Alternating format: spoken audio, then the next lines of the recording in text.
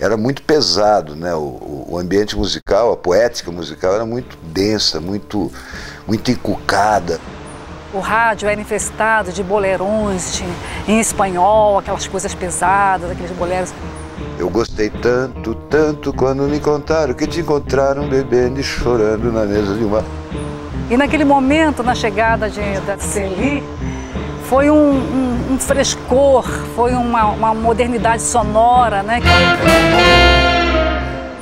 Eles foram o advento do som, da sonoridade. A mídia, ou a televisão, ou as pessoas estão começando a jogar um olhar sobre isso. Aquele frescor jovem, né? Vindo pelo som do rádio. E a Celi vem solta, vem leve, vem quicando, né? Nós tivemos a oportunidade de dar continuidade nisso com a imagem. Ela foi a primeira popstar do rock brasileiro. Ponto. Eu comparo assim um pouco com o negócio dos Beatles com relação à música universal, né? Que precisava acontecer aquilo naquela hora. Então, a Celi é um caso desse. Uma coisa que chegou de uma forma muito gostosa, muito leve, um sabor assim de chantilly. É aquele negócio, era a pessoa certa, na hora certa, no lugar certo, né? Precisava daquilo.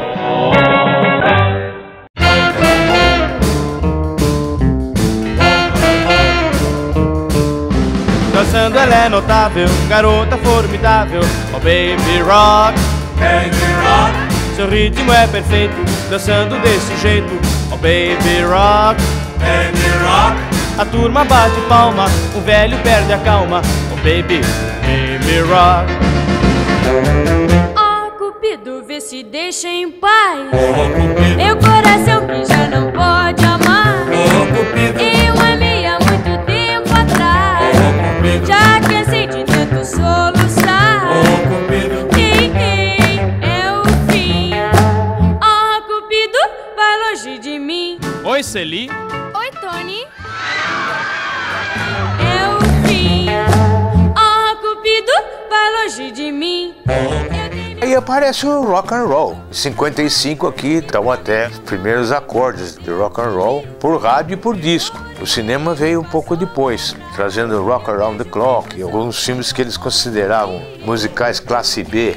Aí eu fui incorporando dentro do repertório de cantor de baile algumas baladas, alguns rocks.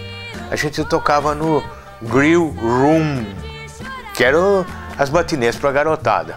A primeira vez que eu cantei uma série de 3 rocks, Rock Around the Clock, See You Later Alligator, e o terceiro eu nem me lembro muito bem o que era, foi um escândalo.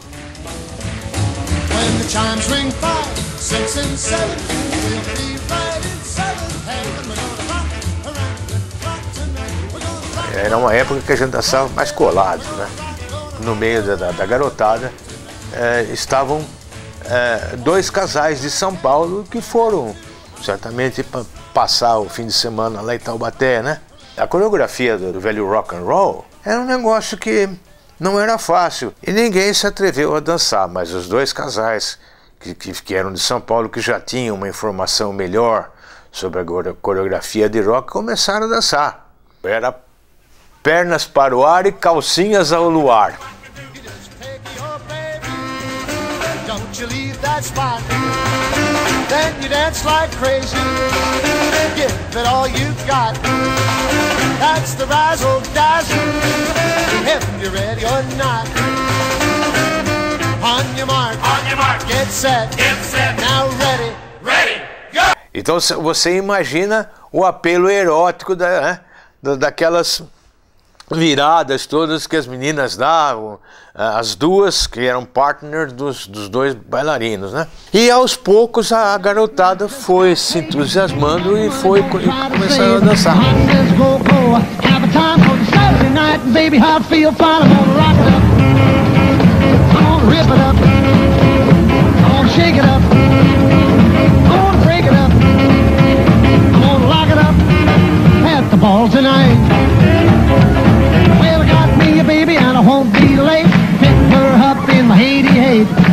A sessão foi interrompida quando o diretor social do Taubaté Country Club surtou, deu surto nele, ele entrou correndo no meio do salão e falou: para. E o conjunto foi parando aos poucos, quando eu comecei a animar novamente e apelando para não parar. Bom, resultado, o grupo continuou a tocar até o fim da sessão dos 3 números de rock and roll, e aí terminou o baile. Simplesmente acabaram com o baile. Acabaram não, o diretor social acabou com a festa. Ainda por cima levamos uma suspensão de 15 dias.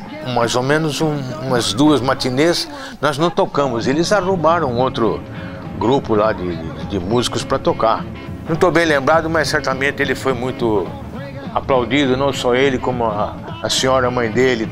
Estou falando de 1956, 57, não havia essa postura que hoje a molecada tem, que não aceita passivamente essas coisas, né?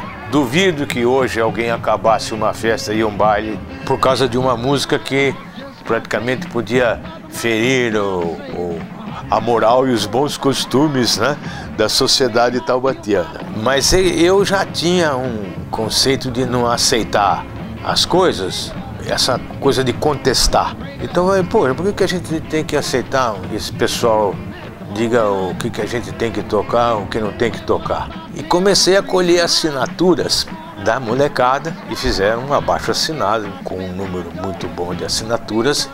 E isso foi levado para a diretoria, então eles reconsideraram e nós voltamos a tocar nas matinês e tocando rock também. O Sérgio, quer dizer, até acostumei a não falar mais Sérgio. Depois que virou Tony, a gente mentaliza Tony a Tony. Mas na realidade o Sérgio, o Tony, ele tinha o veio artístico, né? Isso já nasceu realmente. E gostava de música. Eu devo lembrar novamente que nós tínhamos inclusive um conjunto, aí já se tornou quase que profissional, montando um conjunto ao qual ele era um crooner, que chamava-se o Ritmos OK. Os cafajestes lá chamavam de Ritmo 0 km, né? Então éramos eu, o Walter Aride, o Toninho Peru, tinha mais o Itapeva, depois veio morar aqui em São Paulo, o Maurício, que tocava violão, o Silvio, que tocava acordeon, o Sni Pinguim. No Ritmos OK a gente tinha violão elétrico, né? Que botava um captador num violão comum, mais um amplificador IPAME lá, que não tinha grande ganho nem nada, mas era o que a gente tinha. O contrabaixo ainda aquele de pau, que era chamado rabecão, né? Contrabaixo eletrônico aqui, nós fomos conhecer isso aqui a partir de 62, 60, por aí. Eles começaram trazendo essa modernidade, trazendo esse frescor, né? Abrindo esse nicho, né? Da música jovem no Brasil. E desagou mesmo no nosso movimento, no movimento Jovem Guarda. Antes da Celi e de mim, nós tínhamos uma música brasileira de uma maneira que certamente mais dizia respeito e agradava aos mais adultos. Eu me lembro que não encontrava-se um estilo de música que fosse atender ao que a gente podia chamar de os anseios da garotada da época, né? A música jovem que era uma coisa muito ainda fechada no Brasil. Nós tínhamos dificuldade de fazer programas de televisão, nós tínhamos dificuldade de tocar em rádio, né? Eu acho que Celi e Tony foram os precursores disso tudo.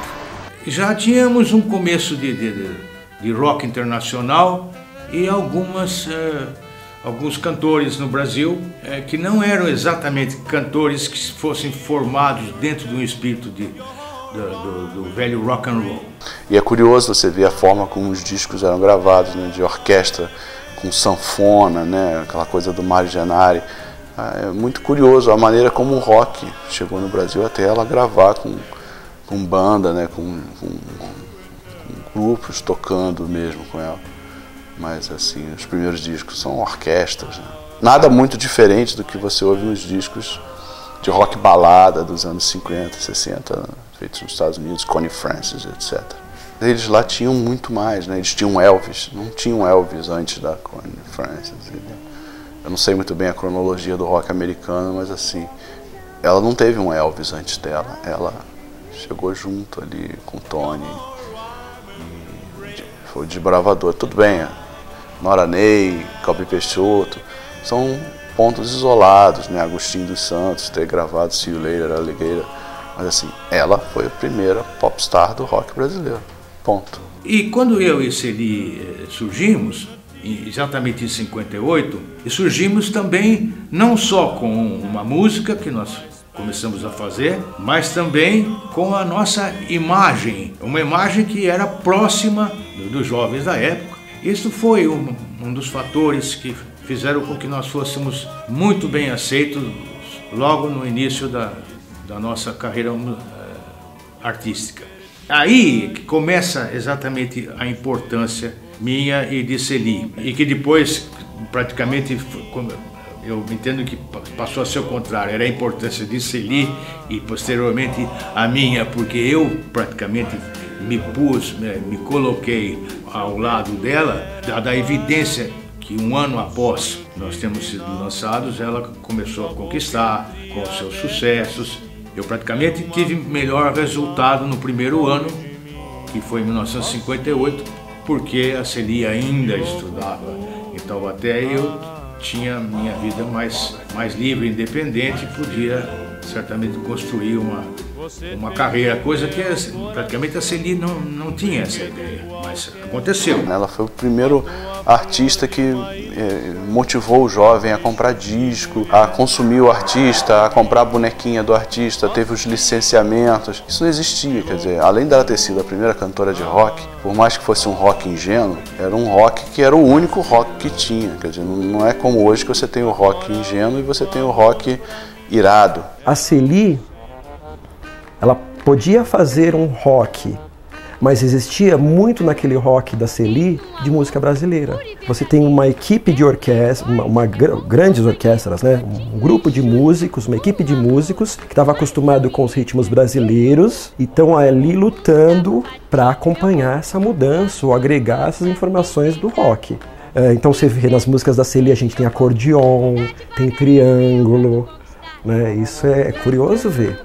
É aquela fase que o país deixa de ser radiofônico e passa a ser um país da televisão. Uma forte vocação para o negócio da televisão, que a televisão no Brasil é muito bem feita, ela evolui, né? Você percebe que existe uma evolução, uma paixão nacional a televisão. O povo brasileiro gosta de televisão. E a Celi bonitinha, afinadíssima, cantando uma música jovem. Antes as músicas eram assim: eu gostei tanto, tanto quando me contaram que te encontraram bebendo e chorando na mesa de uma... Aquelas coisas, né? Risque meu nome do seu caderno, aquelas coisas. Era muito pesado, né? O ambiente musical, a poética musical era muito densa, muito encucada, muito... E a Celi vem solta, vem leve, vem quicando, né? Renato, quando se refere a mim e a Celi, sempre diz que nós fomos o divisor de águas da música popular brasileira. Antes de Tony e Celi Campelo e depois de Tony e Celi Campelo. Eles foram o advento do som, da sonoridade. Nós tivemos aquele impacto, né, do som, da sonoridade, né, daquele frescor jovem, né, vindo pelo som do rádio. E eu acho que nós tivemos a oportunidade de dar continuidade nisso com a imagem, né? Nós fomos um advento de imagem, porque o que aconteceu conosco já foi um programa de televisão onde eu tinha a responsabilidade de preencher aquilo, né? Porque era uma coisa visual, né? E eu acho que eles começaram trazendo essa modernidade, trazendo esse frescor. Como é que você vê o movimento do rock and roll desde a época que você cantava até hoje? Bem, eu acho que nós passamos, eu e Tony, trouxemos o rock para cá, em 58, e passamos por uma série de dificuldades que eu acredito que hoje já não estão tendo outro tipo de dificuldade, mas eu acredito que já o campo já está mais fácil, entende? Então eu acho o seguinte, que quando nós cantávamos o rock, éramos obrigados a fazer versão, então a gente escolhia as músicas estrangeiras e fazia essa versão que não havia condição de de gravar um rock feito aqui. Agora, o que acontece hoje não. Você, quanto a isso, essa parte de música, eu acho que nós temos compositores excelentes, que já está se fazendo grandes coisas aqui e a gente não é obrigado a ficar presa em música de fora, entende? Então eu acho que isso é ótimo, já é um grande passo. Eu nasci aqui em São Paulo e nasci numa terça-feira, segunda para terça-feira de carnaval, 2h20 da manhã. Então você já imagina, eu já nasci ouvindo som de música, porque foi aqui perto da Avenida Paulista, nessa época, no final da década de 30, que eu sou de 36. Papai veio para Taubaté em 1940. Vim com 3 anos de idade, o Tony já tinha seus 4 para 5 anos de idade. Quando morávamos aqui em Taubaté, desde 1940, mamãe engravidou, mas Celi só foi para São Paulo, mas por uma questão de preocupação da época, porque eu tinha nascido lá, o Tony também lá, a família toda era de lá. Essa preocupação em termos de um parto normal, tudo bem. Então a Celi foi para São Paulo, fomos todos nós para São Paulo, e Celi nasceu em São Paulo. E logo veio para Taubaté. Na realidade ela é muito mais taubatiana do que nós todos. E a gente sendo de Taubaté, uma cidade muito querida para mim, que eu levo assim, tenho recordações belíssimas de lá, e que ficou no meu coração. De vez em quando eu vou, volto, né, vejo os parentes e tal, então a gente sempre tem uma lembrança muito querida dessa cidade, que foi praticamente, eu nasci em São Paulo, só fui nascer, mas sou taubatiana de coração, já tenho meu título de cidadã taubatiana, fiquei muito honrada com isso. E na rádio difusora Taubaté, o meu repertório eram boleros, rumbas, né? Mambo, essa coisa de tchá-tchá, é um negócio que veio depois. Havia muita influência da música centro-americana, né? Esse foi o começo de como eu me toquei que de repente eu já estava me direcionando para trabalhar com música, né? O Tony, que foi o mentor disso tudo, entendeu? Que não sei nem se isso foi uma coisa planejada, porque na verdade ela gravou, não era ela, o disco não era dela, era dele, ele abriu um espaço para ela. Depois disso o Tony lança, o Tony continua, né? E faz uma transformação, faz outra transformação magnífica na música brasileira. Porque ele lança o Sérgio Reis com Coração de Papel, depois ele traz o Sérgio Reis para o universo sertanejo, que é uma coisa que ele conhece bem também, por ser taubatiano e por conhecer profundamente a música folk, a música country, essas coisas, um cara muito bem formado. Na verdade, ele abriu um espaço que foi o seguinte: a música brasileira sempre foi litorânea. Quem mandou na música no Brasil sempre foi o Rio de Janeiro, foi o Salvador, sempre foi bem litorânea. Uma música, a bossa nova é litorânea. A música do interior estava aprisionada em Tunique e Tinoco, naqueles caras, nesses gênios, né?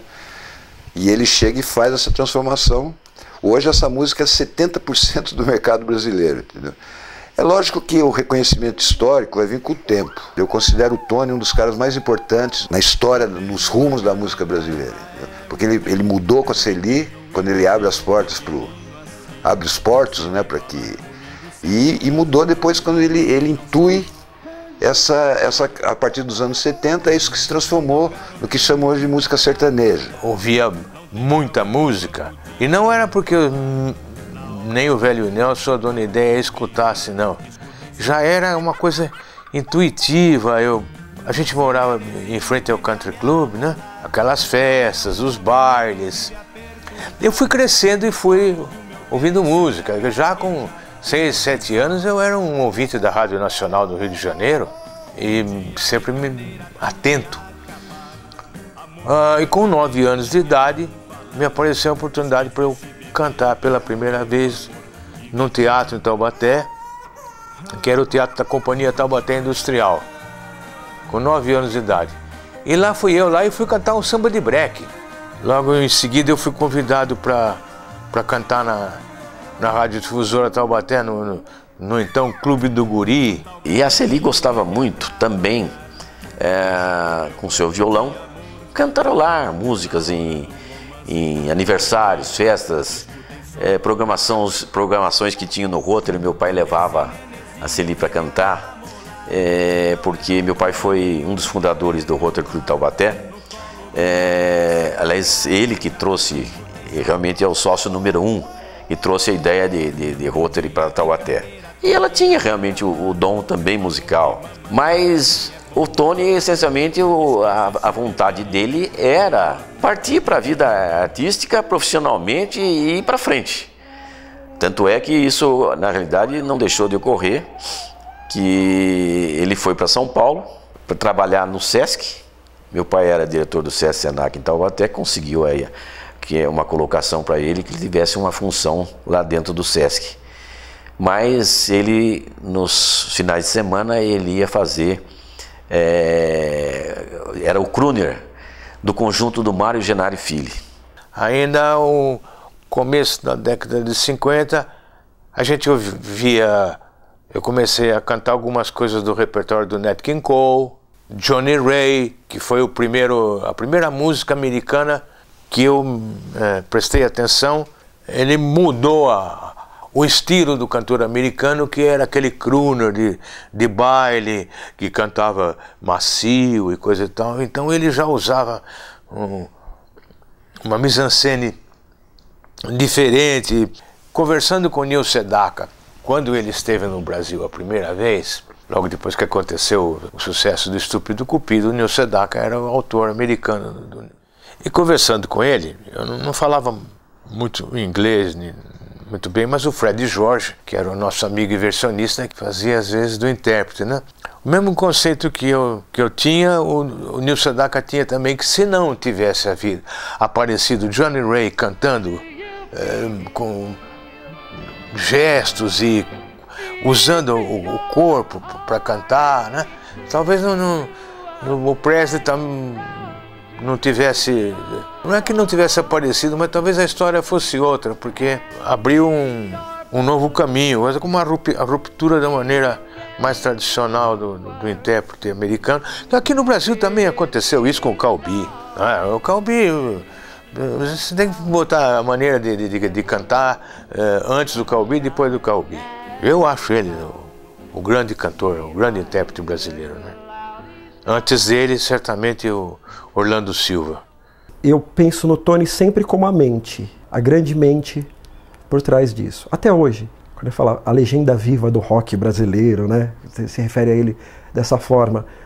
Porque ele é a mente por trás. Os roqueiros, depois da Jovem Guarda, não digo, mas posterior à década de 70, quando tem um resgate mesmo do rock, da raiz, o pessoal dos anos 80 ainda mais, de olhar pro Tony e sentir nele, falar, isso é um baluarte. Ele sustentou ali essa coisa, né? Até de usar o topete, usou topete até pouco tempo atrás, estava o Tony lá com o seu topete, né? Essa vida rock and roll. Eu até e continuei lá com um grupo meu de baile, né? O Ritmos OK. E a Celi já então com o seu programa na Rádio Cacique, fazia aos domingos, começava às 8 horas da noite e já lotava o pequeno auditório. O repertório dela, ela cantava músicas da Lana Bittencourt, algumas coisas da Ângela Maria, da Doris Monteiro. As 3 cantoras que a Celi mais gostava, né? A Celi gravou o primeiro disco aqui, quando ela veio aqui para São Paulo, em 58. Ela foi fazer 16 anos, uns 3 meses depois que ela gravou aqui comigo. A nossa primeira gravação foi em final de março de 58. O Mário Genari, um dia, numa sexta-feira à tarde, se comunicou comigo. Eu estava nadando no Taubaté Country Club. Eu fui ao telefone, atendi, e ele me pediu para vir aqui para São Paulo, que ele tinha 2 músicas já prontas e precisava de um cantor. A autora da música que deveria cantar acabou não tendo resultado como cantora, ou seja, ela era uma compositora, não exatamente uma cantora, né? E o Mário fez a música, ela fez a letra em inglês, e aí no sábado eu peguei o ônibus, o Pássaro Marrom, e vim para São Paulo. Depois do almoço, desci aí na Avenida Rio Branco, com a Ipiranga, peguei o bondinho e fui lá para Santo Amaro. Ensaiei uma música com o Mário, Forgive Me. Please, darling, forgive me. I know that I love you. Mas o tom deu exatinho para mim. A letra também. Aí quando ele me mostrou a segunda, além do tom não ficar adequado para minha tessitura vocal, também a letra não era uma coisa que dava para eu encarar, que a música se chamava Handsome Boy, tradução, o belo rapaz. Belo rapaz.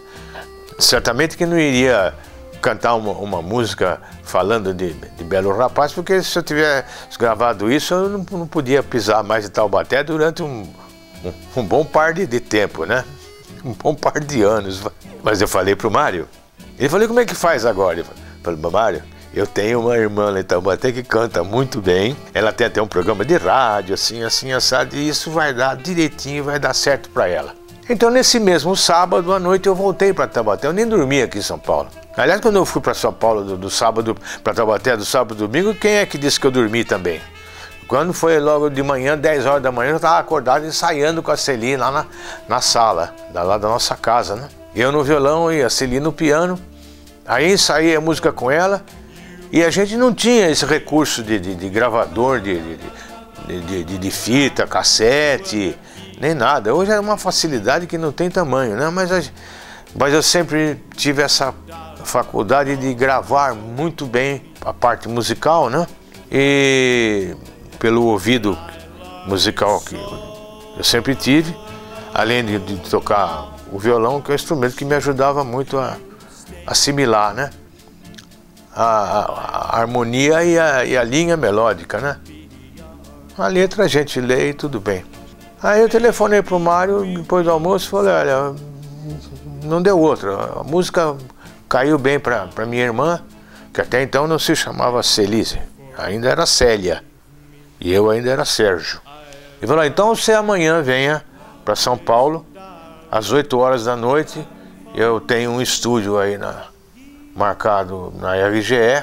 Eu gravei, depois da terceira passada, era com playback, a gente ouvia o playback, a gente nem usava o sistema de fones, era um monitor que ficava embaixo para não vazar no microfone o som do playback, e a gente ouvia e cantava no microfone. Eu na terceira passada gravei, estava numa forma muito boa, cantando sempre, e a Celi então passou o playback, ela ouviu, pôs a voz e Read all my heart, please dear, I need you, I want you, and I'm sure that Depois voltamos para Taubaté, e aí foi terça, quarta, quinta, sexta. Quando foi na sexta-feira, o Mário Genari me avisou, olha, na segunda-feira agora, nós vamos aí para Taubaté, e vai o pessoal da Odeon, e eles têm a intenção de fazer um contrato com vocês, você e sua irmã. E nós, né, preparamos para recebê-lo, né? Então foi a grande surpresa, porque junto com ele veio a direção do Odeon, a reportagem, fotógrafos, e trazendo o acetato, ó, onde naquela época chamava-se Rádio Vitrola, que nós tínhamos uma Rádio Vitrola, idos de 1956, 57, a Rádio Vitrola, 58, aonde se colocou pela primeira vez o acetato para nós ouvirmos. E ali foi feita a reportagem, assinado o primeiro contrato. E eu não esqueço que aí foi aquela euforia toda da reportagem, fotógrafo daqui, fotógrafo de lá, onde ele assinou o primeiro contrato. Eles foram na segunda-feira, na terça-feira de manhã nós já estávamos aqui em São Paulo para o disco ser lançado num programa patrocinado pelas Lojas Assunção, que era um circuito de lojas que vendiam algumas coisas, e o forte era a venda de discos. Então eles patrocinavam o programa na Rádio Nacional de São Paulo, que era apresentado pelo Hélio de Alencar. A aceitação nossa foi uma coisa assim de semanas após o primeiro lançamento de um disco nosso. E na época era o 78 rotações, depois veio o 45 rotações. LP nós já viemos fazer um ano após, mas o lançamento era sempre em função de uma música, né?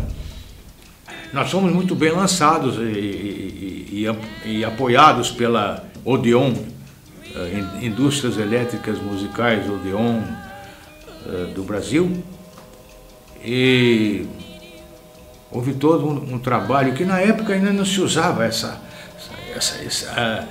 essas palavras hoje, marketing, merchandise, né? E vai alterar os costumes, totalmente. Cria um nicho dentro da indústria fonográfica, que é o mercado adolescente. Ninguém explorava o mercado adolescente. O adolescente escuta o quê? O que os pais escutam. A gente tem aqueles primeiros cantores de rock, Alana Bittencourt, o Calbi, Augustinho dos Santos, cantando aqueles rockinhos, mas eram cantores antigos. Como se identificar com um cantor de 40 e poucos anos, né? Então a juventude olha para a Celi com aqueles olhos, assim, é o boom, é o que todo mundo esperava. O Ismael Correia, diretor artístico do Rio de Janeiro, ele viu uma fotografia minha e achou que tinha alguma semelhança na época com o Tony Curtis, que era um galã muito querido, principalmente do público feminino, né? E algum ângulo de alguma fotografia que foi mandada para ele, ele viu e sugeriu, porque eu usava um topete. E batizou como Tony Campelo. Quando me falaram, eu achei meio esquisito. Falei, pô, vamos me dar logo um nome de mafioso ítalo-americano, né? Mas no fim eu achei que tinha som. Só que eu não me conformava com o nome da Celi, porque ninguém fala Célia, ele fala Célia. E a Celi também era conhecida como Celinha. Então, de repente, a minha cabeça funcionou da seguinte forma, sabe? Levantou a antena, aquela que dá aquela percepção para que a gente receba sempre uma informação extraterrena, né? O Hélio de Alencar já me anunciou como Tony Campelo. Muito bem. Tinha que tocar o outro lado. E aí, né, toca a música da Celi, quando ele estava no fim, e o locutor perguntando, mas que nome da cantora, como é o nome dela? E o nome, e a cantora, e um olhava para o outro e de repente eu falei, Celi. Eu ouvi alguém dizer Celi Campelo, alguma voz interior, certamente, que tenha meditado, né? Você vê que a Odeon tinha uma galinha dos ovos de ouro na mão. Lança o Estúpido Cupido, já aquele boom. E tudo que a Celi faz, em questão de meses, né, aqueles primeiros meses ali de 59, vira sucesso, tudo vira sucesso. Né?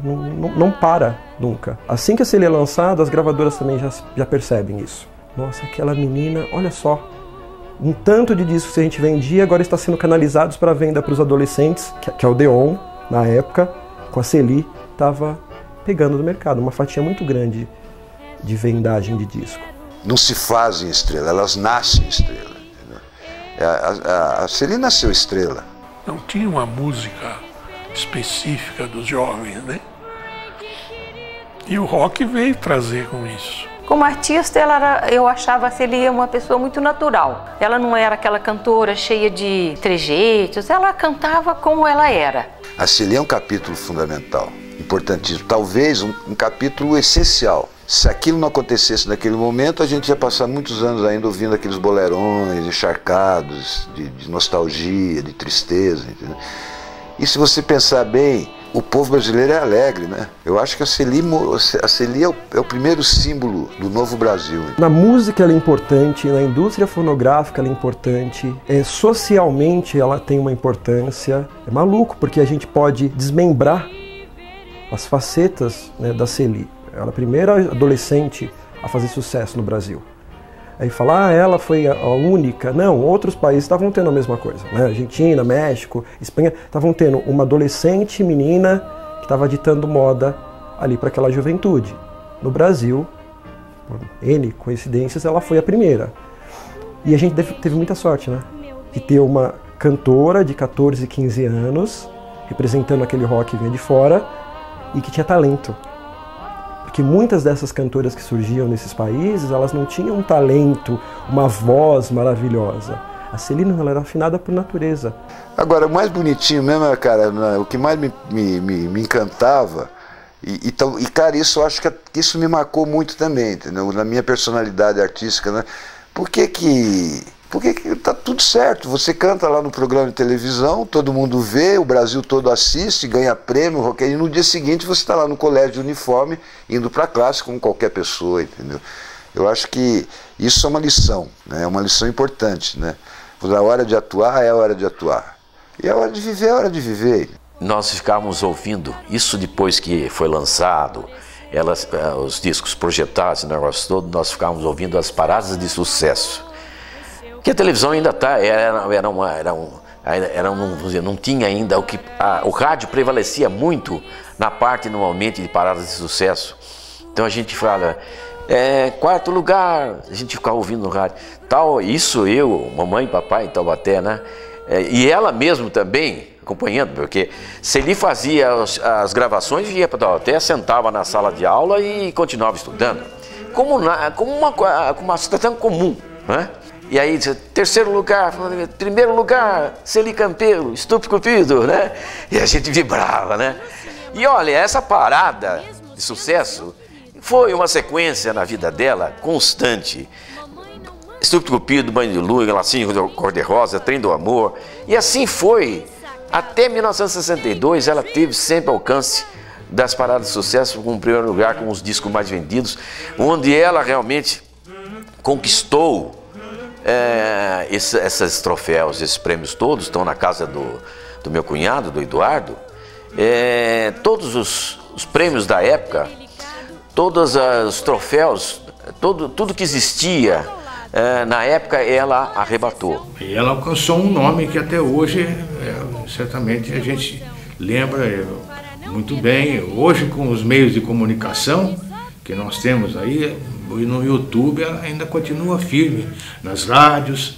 Entre a costa do Rio Grande do Norte e a costa da África, existe essa ilha, que é a Ilha da Seychelles, a Ilha de Ascensão. Então existia normalmente a rádio americana e a rádio da ilha. E eles lá nessa ilha fizeram uma enquete, qual a cantora preferida da ilha. E lá, nessa ilha, eram muito ouvidas as rádios do norte. Então eles ouviam tanto as músicas americanas como também as músicas daqui do Brasil. E na ilha ela foi escolhida a cantora preferida da ilha. Os engenheiros americanos dessa base vieram a São Paulo, inclusive, no programa dela que ela tinha, o Crushing Hi-Fi, onde fizeram a entrega desse troféu, que é a miniatura do foguete, que eles faziam o lançamento lá em bronze, todo em bronze. Celi Campelo, a cantora preferida da ilha. Então é um troféu, inclusive, que para mim é inédito, que talvez não tenha nunca mais acontecido. Mas quem concorreu com ela? Brenda Lee, Connie Francis, Doris Day, cantoras famosas da época, americanas, e ela, a única brasileira, participando dessa enquete, né? Que ela aparecia com um vestido diferente, um cabelo diferente. Na semana seguinte, as meninas já estavam todas usando aquilo, né? O protótipo da menina perfeita. Minha fase de criança, adolescente, tudo em Taubaté, né? De modo que eu sempre fui criada assim, como eu era uma menina mais pra tímida, mas eu tinha assim um comportamento, por exemplo, musical. Eu dancei um pouco de balé, tocava um pouco de violão, piano. Então, apesar da timidez de ser uma menina criada numa cidade do interior e tal, assim, com certos tabus e tal, mas quando eu me tornei uma profissional, quer dizer que eu estava com 15 anos, para mim não foi muito difícil. Foi difícil, assim, por exemplo, conciliar.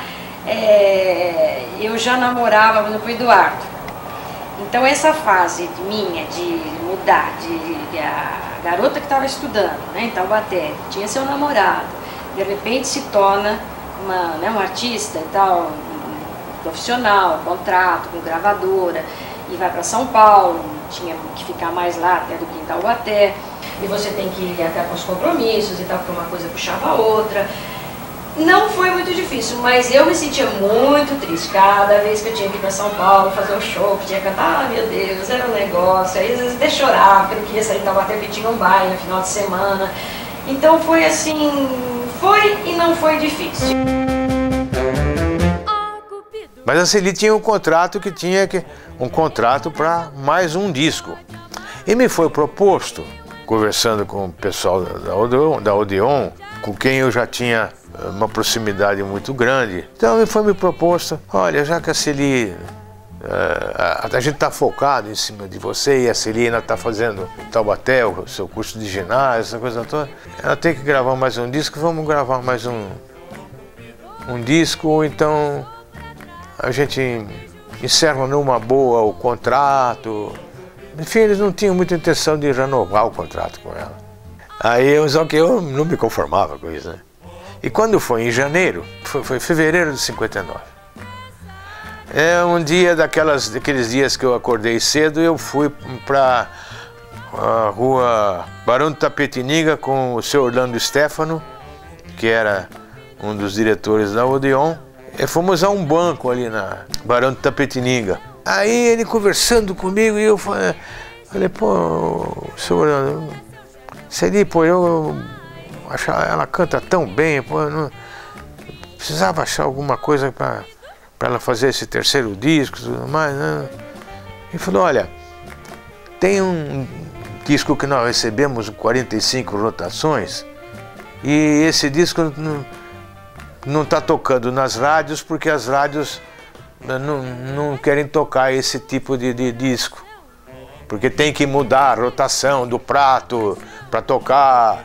E eram uns negócios que se usavam, que eram uns pratos grandes assim, que sabe aquele negócio, era um torno que ele punha aqui à direita, que parecia aqueles antigos automóveis. Não, antigo não, que até hoje tem, né? Mudança de câmbio, de caminhão, de ônibus, né?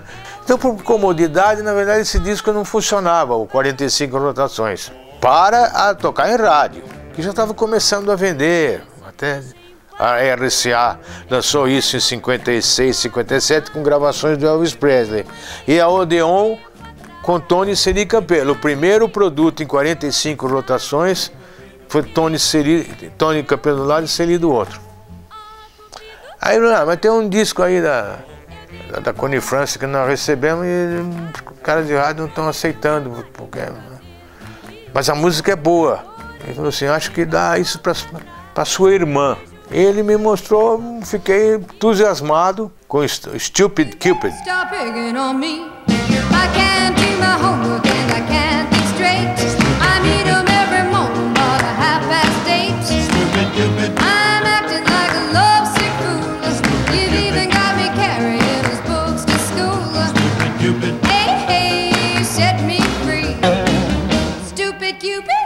E levei para o Fred Jorge na casa dele. Então eu pedi para ele fazer a letra e ele rápido fez a letra. O Fred conhecia muito bem a língua inglesa, além de ter morado um ano e alguma coisa nos Estados Unidos.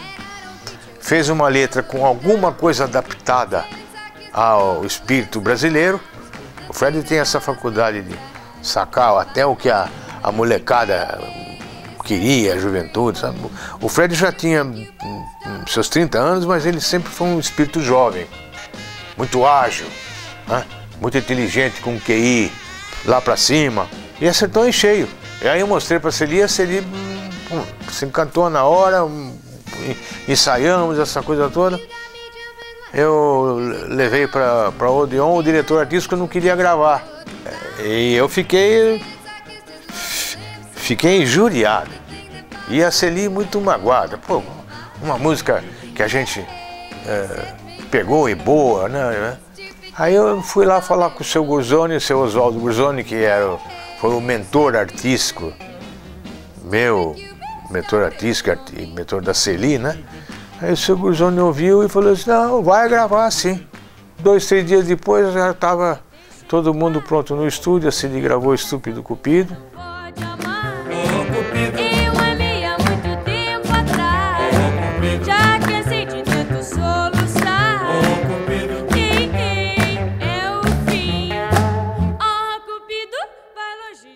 E aí ninguém segurou mais. A Celi em 15 dias virou um sucesso aqui em São Paulo e foi irradiando, né?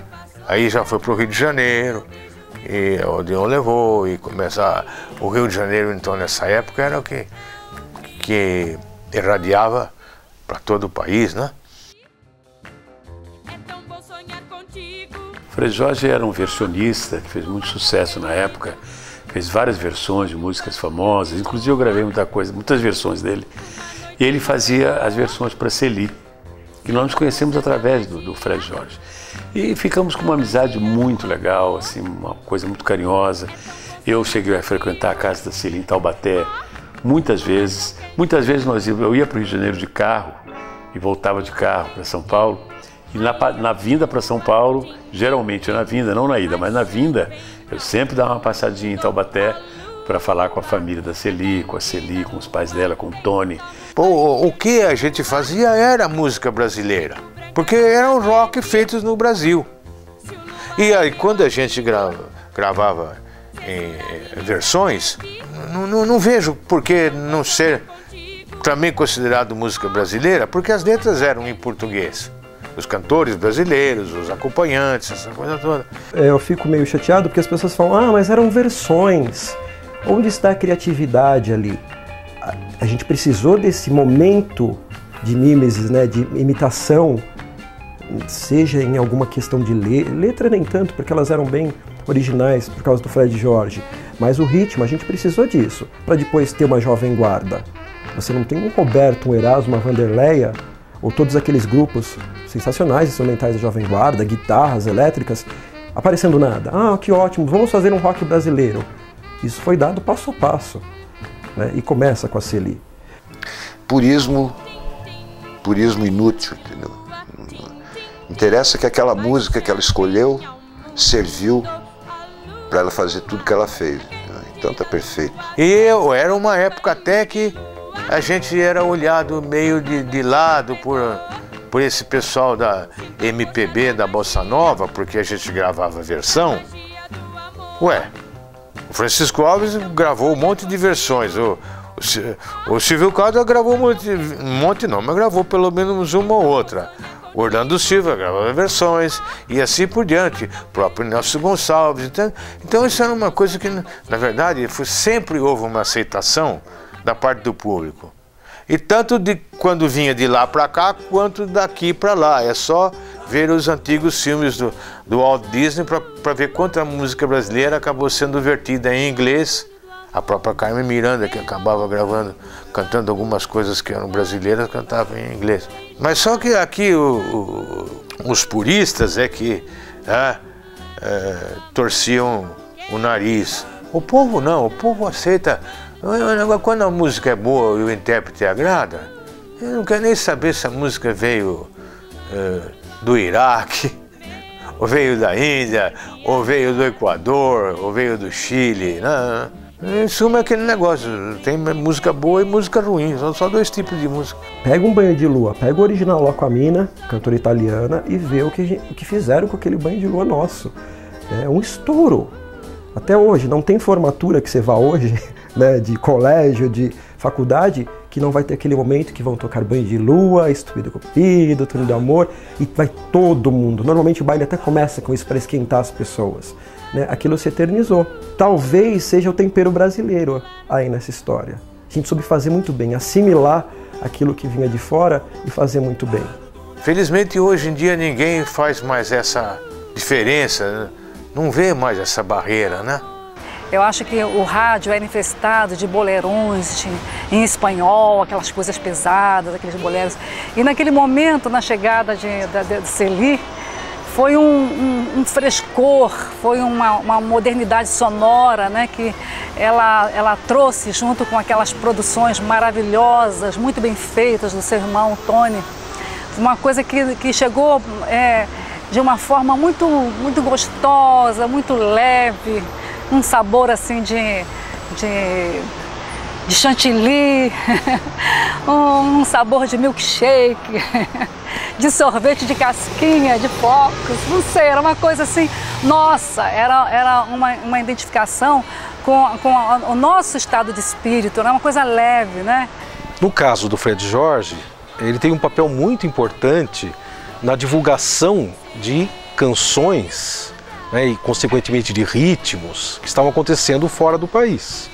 Isso, sem dúvida, interferiu, influenciou a nossa história, né? Na Jovem Guarda mesmo, houve ali, na pré-Jovem Guarda e na própria Jovem Guarda, houve canções que foram decisivas, né, para o andamento das coisas, como contribuição para os estilos que estavam surgindo, os modos de fazer canção. As versões, muitas delas eram praticamente adaptações, era uma coisa que eu acho que a versão eu acho válida, assim, porque de uma certa forma os originais iriam de alguma forma entrar aqui no Brasil. Eu acho que ele fazia muito bem feito, eu acho que versão tem que saber fazer. Eu acho que ele e o Rossini Pinto depois, né, que foi um grande versionista e tal, eles fizeram muito bem e trouxeram muitas canções que ficaram na memória das pessoas, não só pela melodia, mas pelas letras, né? As letras, a forma de fazer versão. Versão é uma coisa difícil, delicada de fazer. Na versão dele, a coisa parecia feita aqui. E até hoje eu descubro uma ou outra versão dele que eu não sabia que era a versão dele, de canções que foram muito cantadas e fizeram grande sucesso, né? Então é algo assim que teve o seu papel, eu acho que muito importante nessa fase da música popular e da Jovem Guarda, que virou uma referência na história. Se pegar o primeiro LP, o Estúpido Cupido, você tem músicas que parecem sambinhas, um baiãozinho, um destaque para um acordeon, ela ainda com uma voz bem de menina em algumas músicas, o jeito, né, meio brejeiro, uma coisa até meio interiorana, né, de docilidade. Quando ela vem com o LP O Banho de Lua, eles compactam aquelas músicas no LP Banho de Lua, ali a Celi já está mais madura. A orquestra, os arranjos já mudaram. A gente colocar um banho de lua na vitrola, aquilo estoura. Quando você, né, toma um banho de lua, aquele jeito de puxar a voz, que todas as cantoras tentaram imitar até hoje, ninguém consegue puxar a voz como a Celi faz, né? Aqueles gritinhos à la Celi. Depois você tem uma bonequinha que canta, que você tem músicas mais baixas, em tons mais baixos, baladas mais românticas, músicas que vão falar mais para o jovem, aquela questão do coração. Começa a refinar os arranjos. O interpreta Paul Anka, você lia as músicas de Paul Anka, eu falo que é o disco internacional dela. Você tem baixos de pau tocando e com destaques para instrumentos e arranjos. Aí você tem a parte do Tony, com a duplicação de vozes das músicas que estão ali. É um disco internacional. Aquele disco ele é para ser mostrado em qualquer lugar do mundo. Ele é um disco internacional. A Celi interpreta ali, ela já não é mais uma cantora só para a juventude. Ela está atingindo uma maturidade vocal. O estilo Celi também muda, né? Você pega as capas dos discos e vai vendo como a Celi, não só fisicamente, ela vai amadurecendo, vai se tornando mulher, mas visualmente. É a menina de calça comprida, sapatilha no primeiro disco, bem meninona, né? E quando você vê uma interpreta Paul Anka, ela está vestindo um vestido de marca, tem a marca do costureiro, né? Aquele cenário todo feito para ela, extremamente elegante.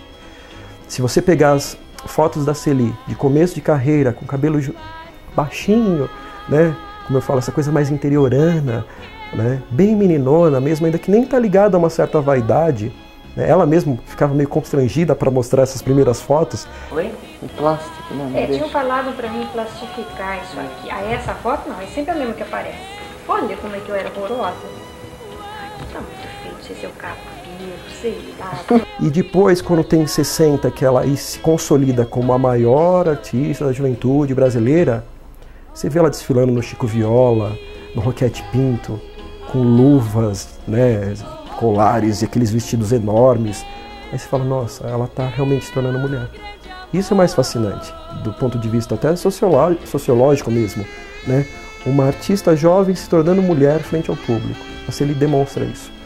E aí, em 62, claro, né, se muda o visual, já tem o casamento. Ela se torna, até na forma de se portar, uma senhora já prestes a se casar. Ela começa a usar uns tailleurs, né, uns terninhos fechadinhos, de sainha, bolsa embaixo do braço, carteiras, né?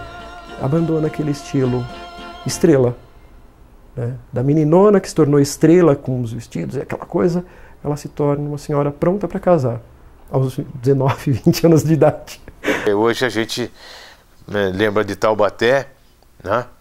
E lembra não só de Monteiro Lobato, de Hebe Camargo, mas lembra também de Tony, de Celi, mais recentemente Renato Teixeira, como os expoentes dentro da música em Taubaté. Isso sem falar do Mazzaropi, né? Com 2 filmes que nós fizemos com ele.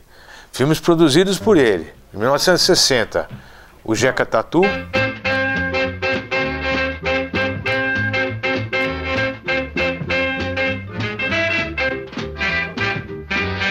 Hoje você vai ver que eu não sou bobo e vou lhe ensinar. Broto como você não tem tempo para namorar. Meu irmão, vou lhe contar que dei meu coração. É tão bom saber amar e ter com quem sonhar. Existia uma historinha do Tony censurando a Celi porque elas estavam com um namorado. Mas precisava ter a representação do namorado. Então eles pedem a mim que eu fique sentado, puxe um cigarro e fico fumando como sendo um namorado dela. E o Tony fazendo advertência, né, contra ela com relação ao namorado. Eu não fumava, certo? Não, mas você tem que pegar um cigarro e fumar. Em 1961, 62, o Zé do Periquito. Celi Campelo e Paulo Molém. Um doce sorriso, a luz do luar, mais nada é preciso. E o amor vem sorrir e vem pra ficar gostoso, gostoso mesmo. O rock domina com Jorge Friedman, Carlão e Tony Campelo. Todo peixinho. Depois de cinema eu ainda participei de um filme do Ari Fernandes, né, que era a primeira série de televisão, O Vigilante Rodoviário.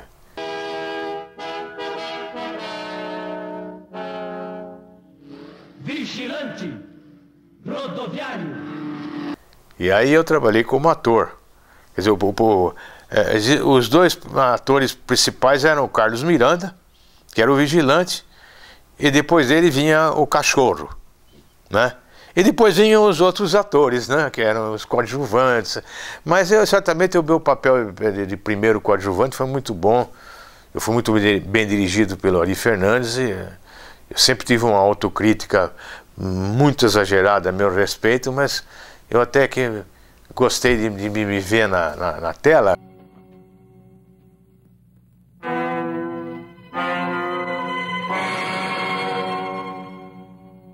Você está em sinuca, moço? Eu? Mas foi um acidente. O revólver com suas impressões digitais fica comigo. Não quero complicações com a polícia. Espere. Estes imbecis vão acabar nos pondo em dificuldades. Não quis fazer isso. Eles tinham um programa no Teatro Record e o programa era ao vivo, no auditório. Esse programa teve que ser mudado sem ser mais no auditório. O programa que eles tinham exclusivo Crushing Wi-Fi. A euforia era demais que eles ficavam preocupados com o Teatro Record, certo? É o que existe hoje, também existia naquela época.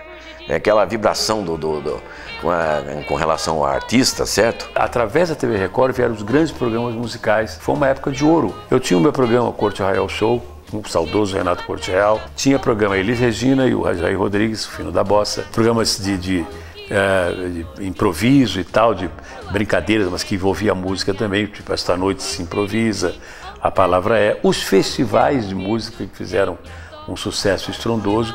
E antes disso tudo, o programa da Celi. A Celi tinha um programa, se não me engano, na TV Record, a Celi e o Tony.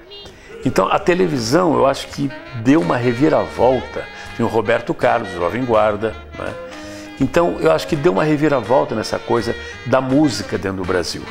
Os programas não iam ao vivo naquela época para todo o Brasil, eles iam gravados, eram em fitas, depois é que começou essa coisa de passar ao mesmo tempo em todo o Brasil, bem depois. Então eu acho que a televisão foi, principalmente a TV Record na época, foi a grande causadora, vamos dizer assim, se é que assim a gente pode dizer, dessa coisa de transformar. Veio uma onda nova, com vários gêneros inclusive, porque eu fazia um gênero romântico, mas cantava de tudo, como até hoje canto. Antes a Celi fazia o gênero do rock, que então, na época, era sucesso, né?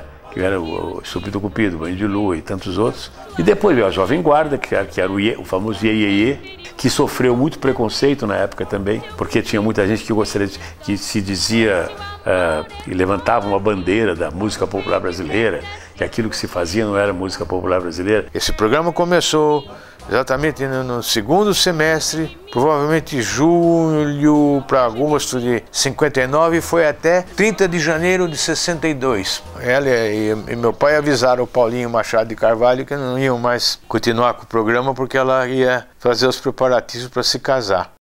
Ninguém acreditava, entendeu? Que ela poderia abandonar tudo para ir viver a vida de casada.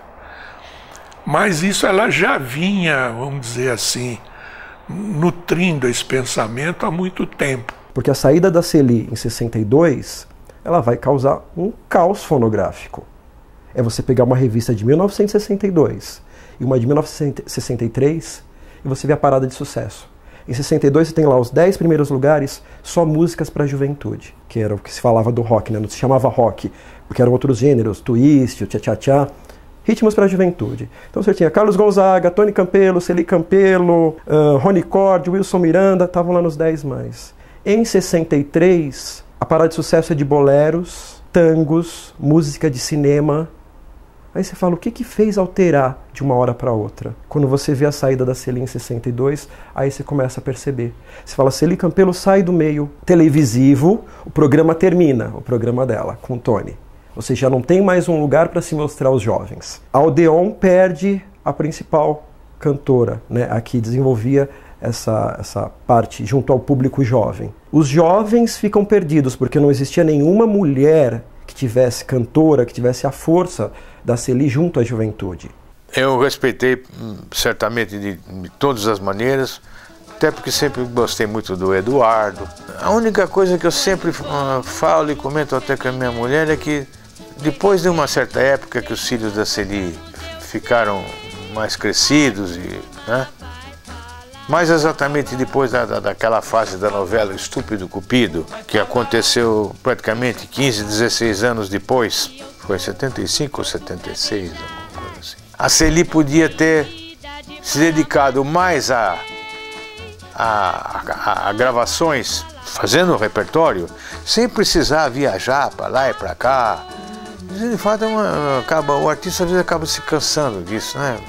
Comigo nunca aconteceu não, porque eu sabia que essa coisa de ser artista não era aquele bolinho de fubá que todo mundo pensa que é uma facilidade nem nada, a gente rala mesmo. Nem a gravadora acreditava que ela poderia deixar. Ela fez o que precisava ser feito naquele momento. E quando você vai a Taubaté, sabe, eu converso com as pessoas, a Celi está no coração daquele povo, entendeu? Sabe, ela continua viva, ela faz parte, né? É a coisa mais linda, entendeu? Um sucesso, consagração total. Assina embaixo a decisão que ela tomou de parar aí, viver a vida dela. Isso para mim só valoriza mais ela. Ao contrário de muita gente daquela geração que por N fatores passou por um processo de decadência, a Celi Campelo ela saiu no auge. Ela não teve decadência, ela saiu no auge e ela fez o que fez quando ela quis fazer. Então faz parte do mito, né, da lenda dela, ela ter saído por cima E sempre que fez alguma coisa, fez porque quis, e fez com toda elegância e sem comprometimento nenhum. Então não existe decadência na história da Celi Campelo. Eu jogava basquete, o pai dela era diretor do Sesc, do Senac, nós treinávamos lá. E foi ali que eu a conheci. Nós começamos o namoro em janeiro de 58.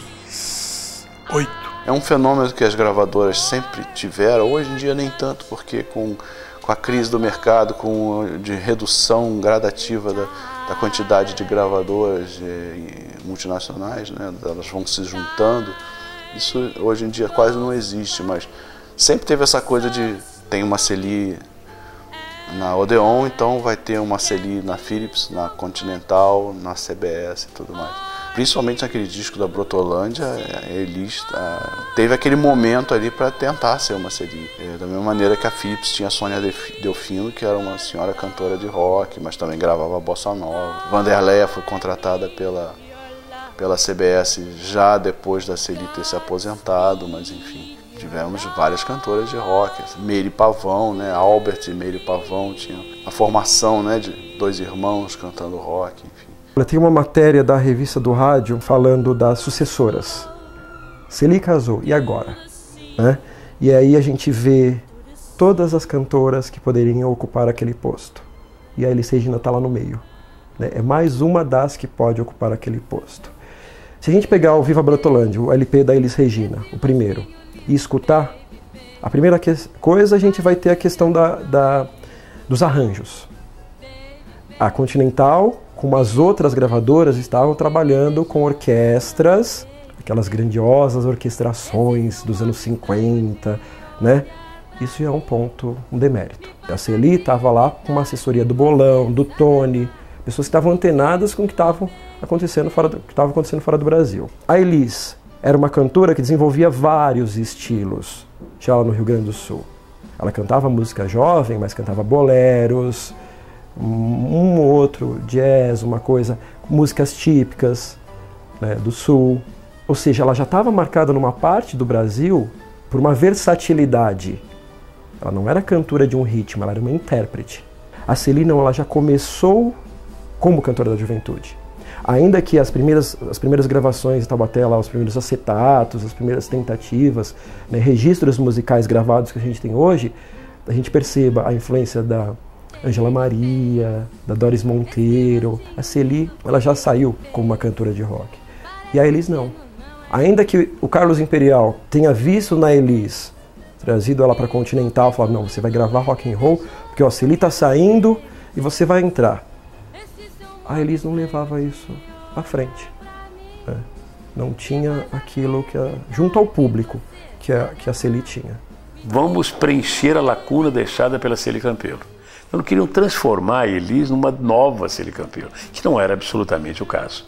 E nesse disco tinha, ainda bem, porque eu acho que se eles insistissem nisso, talvez eles não... Talvez não, porque eu acho que ela ia sobrepujar tudo isso, porque ela foi maravilhosa, é maravilhosa. Então ela gravou uma música naquele CD que era só com músicas de versões e tal, meio rock e tal, que chamava Viva a Brotolândia. Ela gravou um samba nesse LP chamado Dor de Cotovelo, de João Roberto Kelly. Ali estava a verdadeira Elis, que se tornaria a grande estrela da música popular brasileira. Mas eles quiseram, no começo, preencher uma lacuna que eles achavam que tinha sido deixada pela Celi Campelo. Então tem certas coisas, na minha opinião, minha modesta opinião, que elas acontecem porque tem que ser, porque estava escrito assim, Deus quis assim. Então só existiu uma Celi Campelo, sempre vai existir só uma Celi Campelo, só existiu uma Elis Regina, entende? Como só existiu uma Ângela Maria, uma Dalva de Oliveira e assim por diante. Quando ela estourou, no ano que ela estourou com Estúpido Cupido, foi em final do ano.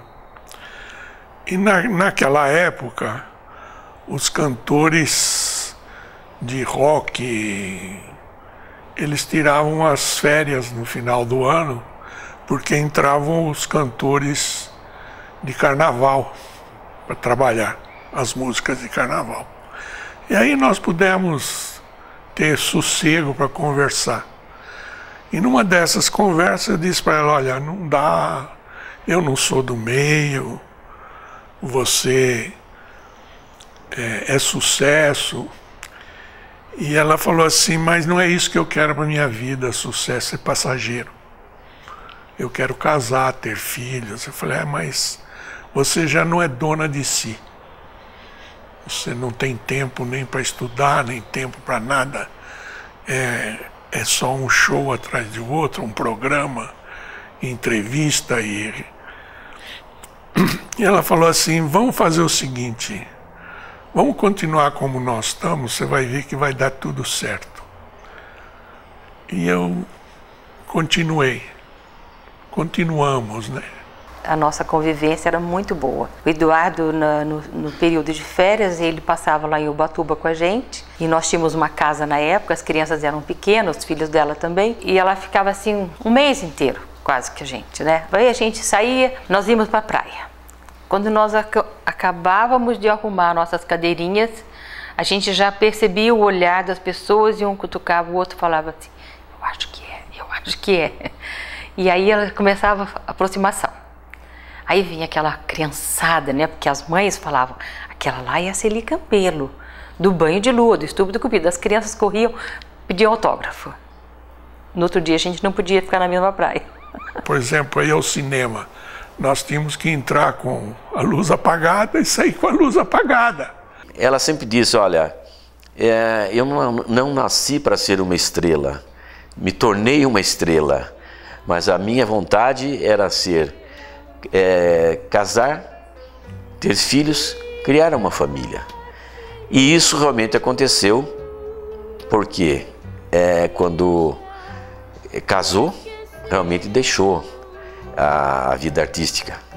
Muitos até acham que o meu cunhado, certo, Eduardo, isso os fãs, de uma certa forma, que não se conformavam com por ela ter deixado a vida artística, praticamente no auge, né? Achavam que ele que estava impedindo o que impedia. Não, mas foi uma vontade própria, era uma decisão dela, sem interferência nenhuma dele. E para ela era mais importante o casamento do que a carreira artística, que ela dizia, isso é passageiro. Ela sabia, com pouca idade que ela tinha, ela já sabia. Me lembro da rapaziada molecada subia nas árvores que tinha na praça em frente à igreja e queriam ter uma visão melhor do que estava acontecendo, porque realmente foi um acontecimento muito grande. E eu tive o prazer, a honra de poder ter cantado no casamento da nossa queridíssima e saudosa Celi Campelo.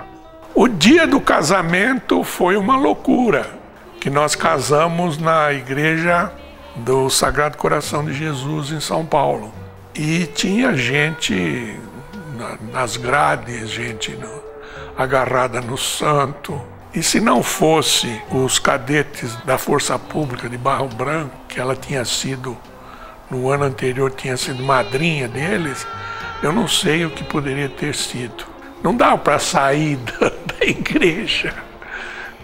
Eles atiravam as flores. Nós visitamos a igreja depois e o padre falou, olha, esculhambaram com a minha igreja.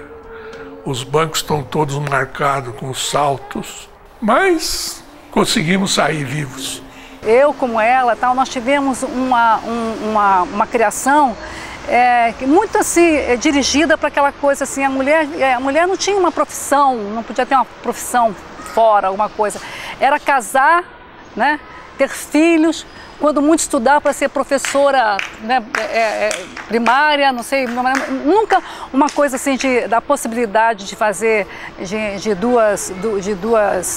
possibilidade de ter uma carreira profissional bem sucedida com a vida familiar, uma coisa que era incompatível para aquela época. Eu mesmo tive muita dificuldade. Talvez a Celi tivesse aquela graciosidade, aquela deliciosa voz, aquele jeito, mas talvez a vocação para seguir carreira não fosse uma coisa da natureza dela. Ela teve normalmente a oportunidade, e grandes oportunidades, de viajar para o exterior quando casada, fazendo shows, ou seja, a sua lua de mel, ganhando na sua lua de mel, tudo pago e ainda recebendo, quer dizer, recebendo e ainda participando de shows, mas ela, e com condições milionárias na época, ela não aceitou e não concordou.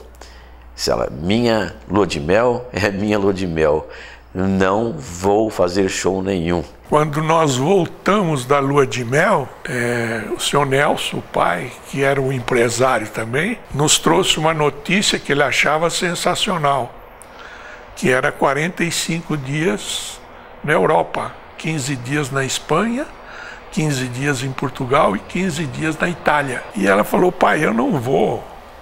Como que você não vai? Que era um sonho ir para a Europa nos idos de 62, 63, era um sonho. Ela falou: não vou, Eduardo não pode ir, Eduardo tem o trabalho dele. Não, mas ele vai também, está incluso. Falou: não, eu não vou, eu prefiro, ele tem que continuar a carreira dele, eu abri mão da minha. Se por um lado a gente pode entender que a Celi deixou a carreira artística, ela certamente não deixou de cantar. Ela só não aparecia mais durante uma época, até depois do casamento, em 62, até 68, quando ela voltou a fazer um disco em comemoração aos 10 anos, dos 10 anos de contrato da Celi. Em 68 ela fez uma belíssima... Já eu produzindo então já o disco da Celi, né?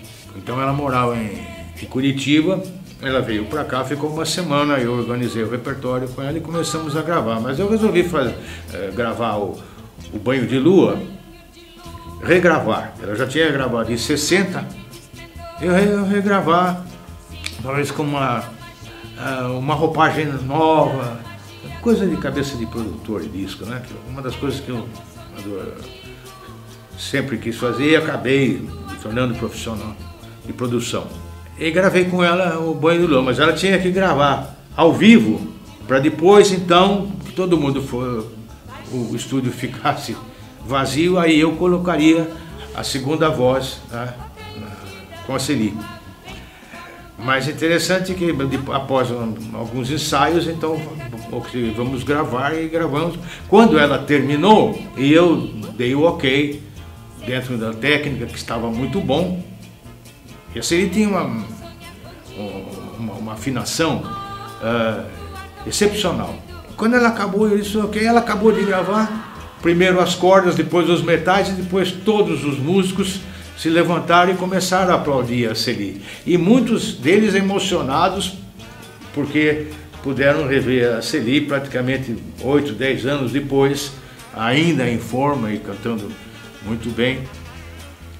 Aliás, pessoalmente eu considero a melhor forma, não só como cantora, mas a forma física, a Celi extremamente muito bonita, foi exatamente na época da novela Estúpido Cupido, quando a gente assistiu quase que um remake, um revival, um videotape das nossas vidas, praticamente 15 anos depois, né?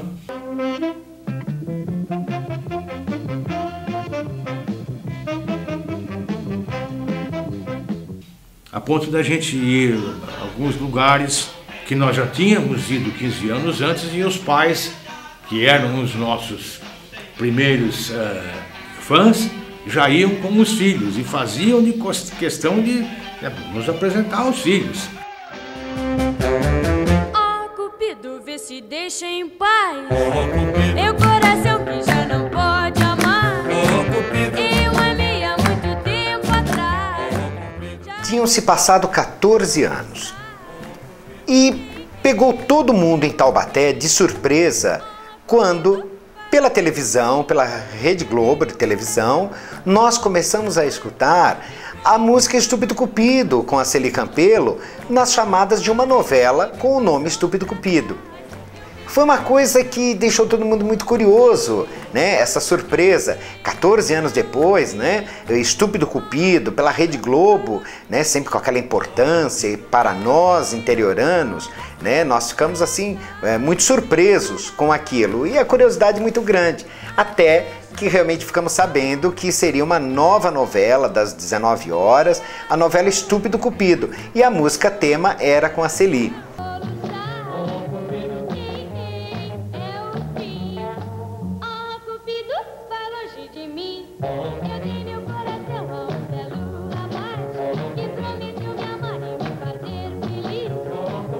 A cidade literalmente parava para ver a novela.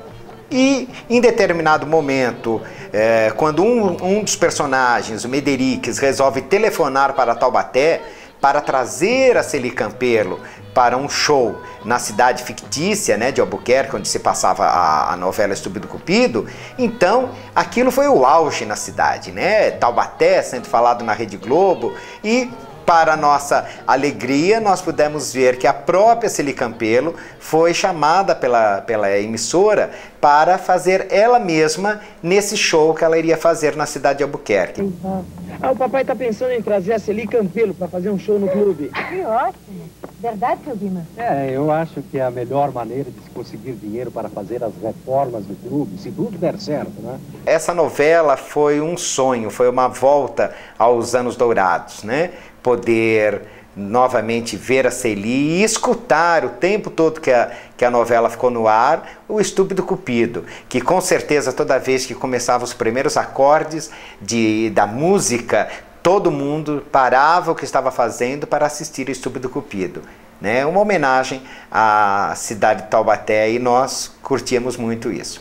Era ela, a abertura da novela era ela, com a própria voz dela, que a Globo lançou e que reviveu todo o sucesso dela, aonde ela partiu normalmente a fazer shows pelo Brasil inteiro durante um período da novela.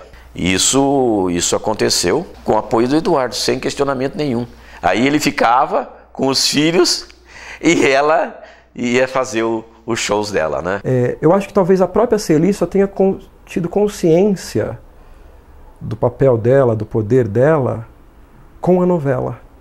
Porque aí você tem uma retomada total daquele estilo, daquilo que foi na década de 50, a Celi, né? Ela chega a aparecer na novela. A quantidade de discos, LPs, compactos que a gente tem da Celi, do período da novela, cantoras que voltam a fazer cover da Celi, né? E aí você pode, dezenas de cantoras que voltam a regravar Banho de Lua, Túnel do Amor, né? Estúpido Cupido, né? Nesse meados de anos 70, é fenomenal, é fantástico, né? E reavivar a memória da Celi, né? Do público que curtia a Celi. Ali em meados de 70 eram pessoas que já estavam casando, já tinham deixado aquela adolescência para trás, já estavam com seus filhos, e poder novamente curtir aquilo. Ela se eternizou. Isso leva toda a geração a ir buscar a fonte, né? Volta lá no início. O que tinha no início? Tinha Celi Campelo. As pessoas permanecem as mesmas, parecem personagens saídas de uma balada de Ninho Sedaka no começo dos anos 60, no começo dos anos 60, no começo dos anos 60, no começo dos anos 60. Só falta agora entrar na mesma turma de outrora, de tupete na testa, fusão de listinho e lã de fralda marrom. Só falta agora alguém botar um rock na vitrola, que eu saio alegre pela sala com o Cuba Libre na mão.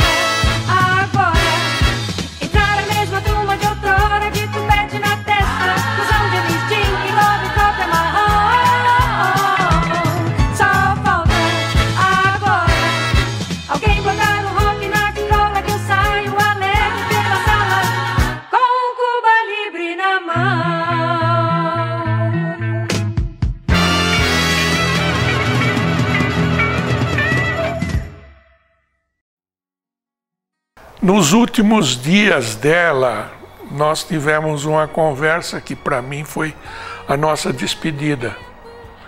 Foi numa quinta-feira, ela faleceu na terça da outra semana. Muito batalhadora. Ela sempre falava, Lena, essa doença não vai me matar. Eu me lembro disso perfeitamente.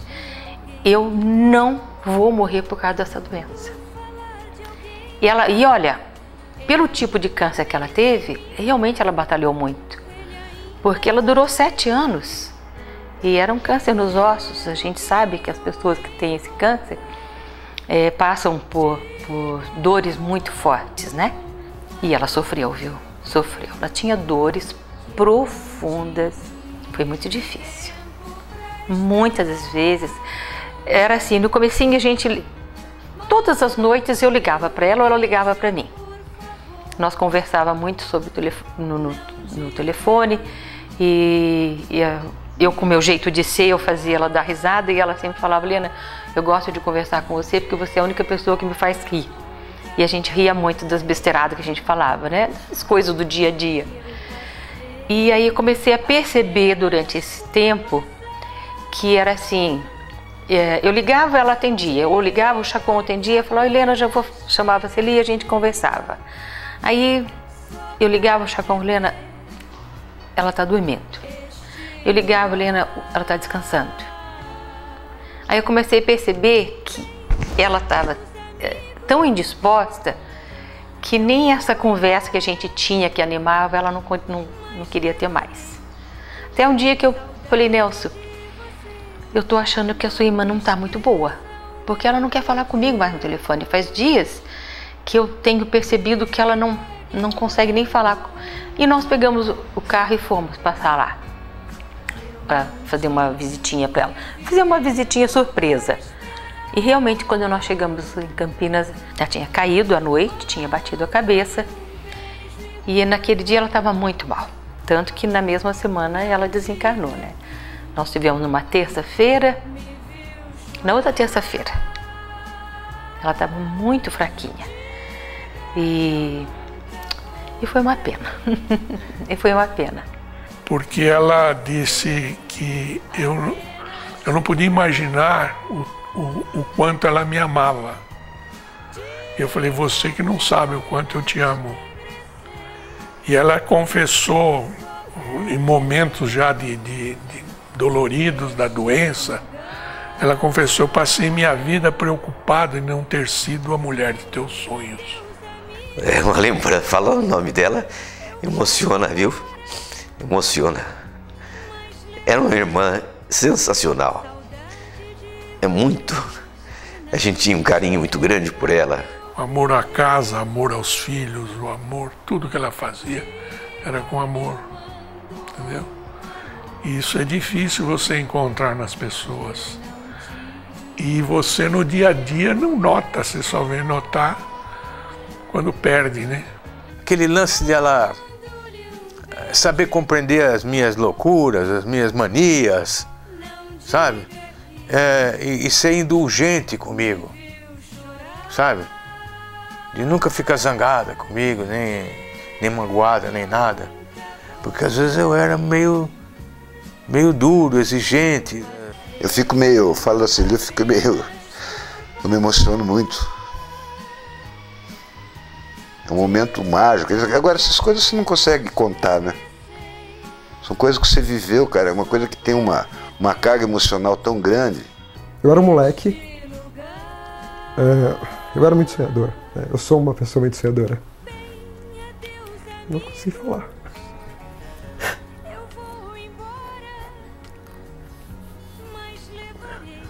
Moleque sonhador, de 13 anos. Eu sempre vi um mundo cor-de-rosa. Meu mundo é cor-de-rosa, né? O som dele é a Celi. É a trilha sonora da minha vida. Né? Quando eu ouço Celi, eu estou vendo as cenas da minha vida como a vida de toda pessoa. Tem coisas muito boas, fantásticas. A minha vida também tem coisas muito boas, fantásticas. Mas a vida de todo ser humano não é só feita de coisas boas e fantásticas. A gente tem aqueles momentos depressivos, ruins, né, muito angustiantes. E pensar que eu posso colocar no toca-disco a Celi e abrir aquele sorriso que todo mundo abre quando ouve Celi, tem coisa maior que isso. Né? Ela vai pautar toda a minha vida. Né? Eu não consigo perder nunca esse vínculo. Eu tenho muita saudade da Celi, certamente. Muito. São duas pessoas que realmente eu sinto muita falta. Do velho Nelson e da Celi. É a nossa herança, né? É a vanguarda de tudo isso, né? Em todos os aspectos, né? Culturais, intelectuais e tal. Eu acho que é importante, a memória é fundamental, né? Mas Celi Campelo jamais vai ser esquecida. Jamais. Celi Campelo vai ficar na lembrança de todos nós como uma pessoa linda, uma moça maravilhosa e como aquela cantora gostosa de se ouvir, com aquela vozinha doce, suave e ao mesmo tempo transmitindo tanta alegria, tanta coisa boa para as pessoas. Eu acho que o artista não morre. Celi Campelo com certeza faz parte disso porque ela era realmente uma grande artista. A Globo, no noticiário do Jornal Nacional, faz a menção como Celi Campelo, cantora do século. Então, são coisas que marcam o quanto ela representou, né, para nós brasileiros, né? Eu sou hoje uma memória viva de uma época que realmente foi muito importante, foi muito rica, porque nós fizemos parte de uma geração que mudou a cabeça das pessoas. Obrigado a todos. Só pra rever este lugar. Bem, adeus, amigos. Eu vou embora, mas levarei saudade de vocês. E não esqueça o meu pedido. Diga que eu mando alô, que eu não tive tempo pra esperar. Mando-lhe um beijo e, por favor, não diga que me viu chorar.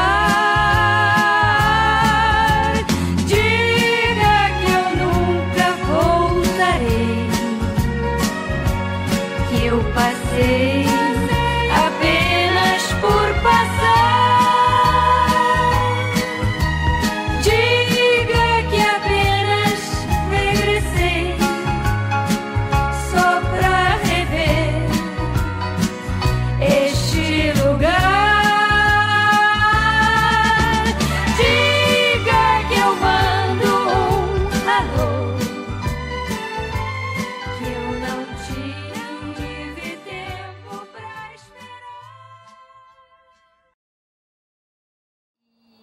realmente esse depoimento eu acho que é até uma emoção para mim deixar e saber que um dia a gente, não estando mais por aqui, vai ter esse depoimento para o pessoal que quiser saber o que a gente fez de bom. Eu muito obrigada a vocês e um beijo bem grande para vocês, todos taubatianos queridos. Tchau.